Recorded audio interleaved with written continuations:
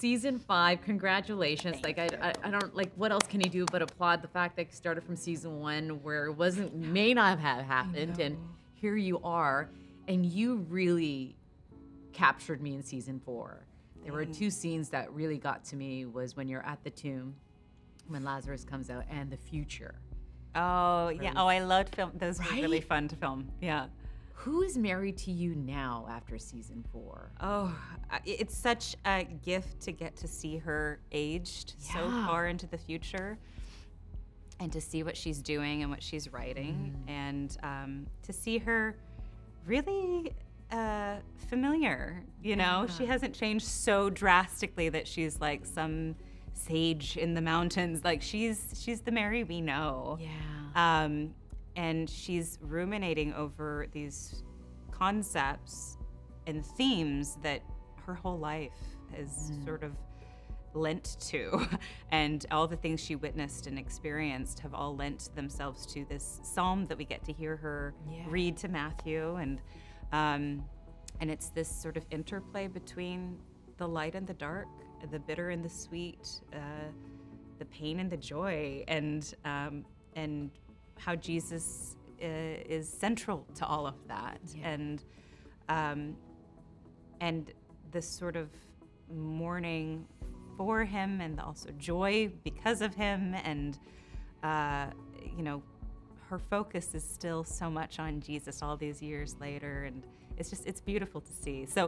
So that mixed with everything else we see in season 4, I think we're getting closer and closer to this portrait of this historical woman that we all, I think, instinctively know and are familiar with. Of like, she was a follower of Christ. She was the follower of Christ, and as are so many. But like, you know, it's this dedication of her entire life to him.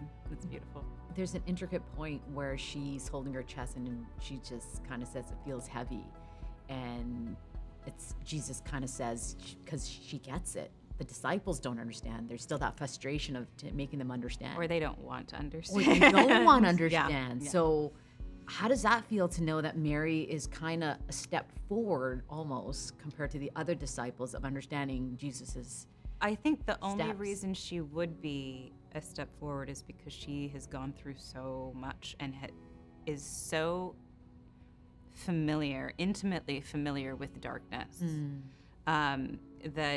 that she can recognize it in the world and in circumstances and in events that unfold, and it's not a surprise to her, and there's not a sense of denial of it.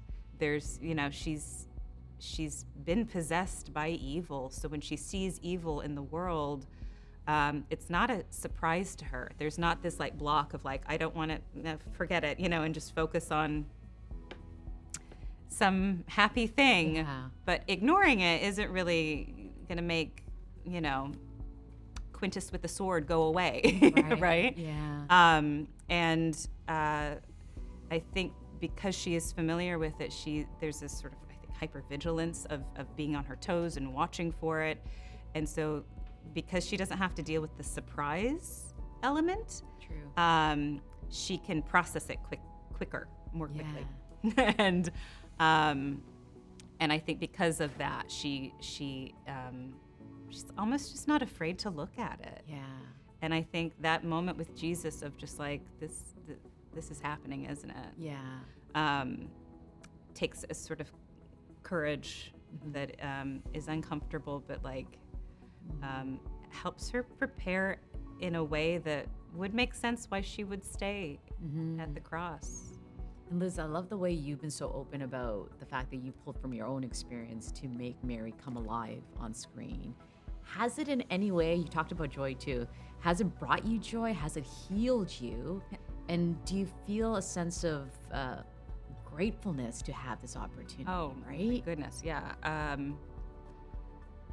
It's been so strange and so surprising. Every season there's like this new lesson that I am given through Mary and through this show, through these stories, that every season like helps me get over certain things, or work through certain things, or accept certain things. And I remember in season 2 feeling like I wasn't good enough to play this character. Why did you feel that way? I didn't think I was a good actor. I didn't think I could carry the responsibility of it, the weight of it. I also I thought, why me? You know, like this seems like a fluke. It's a little bit of imposter syndrome. And then of course I get the scripts for season 2, and Mary is literally saying like, I can't do this. I'm not good enough. How can I repay you? I can never live up to this. And Jesus is just like, I just want your heart. Just start there. Yeah. And it felt like a very personal message of just start with your heart. You're not perfect. You're not going to be today or tomorrow. Like, just start with love in your heart and an open heart, and go from there. And it was just such this wonderful, like, turning point, I think, for me. I'm always going to have doubts about my abilities, and I think this show is sort of constantly telling, like, it doesn't matter if you're good at this or not. The fact that you care about this character and telling this story kind of feels like it's enough. And so whenever I'm feeling really insecure as an actor, there's messages from the show that get to remind me, like, it doesn't matter. Are you happy now? I'm very happy now. Good. But I do want to say, so I struggle with anxiety, clearly.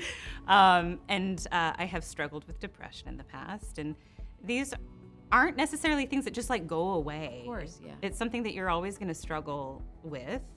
But the way you struggle with it, the way you handle it, or recognize it, manage it, see it coming, and the things you lean on, if those are good, healthy things, that can be life-changing. If you have the tools to really lean on good people, kind, loving people, good advice, if you can like understand what is good for you and what is not good for you, and to lean on faith and God, and know that you don't get to understand everything. Yeah. You can't handle everything. You can't control everything. You can't control anything, except how you interact with the world. And the goal, I think, is to interact with love.